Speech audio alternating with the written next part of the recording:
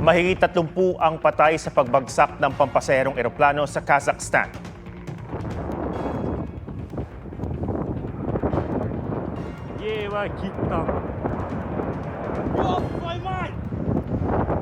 Galing Azerbaijan ang eroplano at patungo sanang Russia.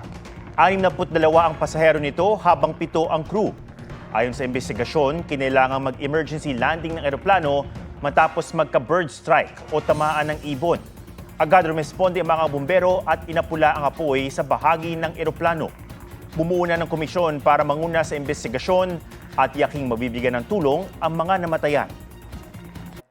Huwag magpahuli sa mga balitang dapat niyong malaman. Mag-subscribe na sa GMA Integrated News sa YouTube.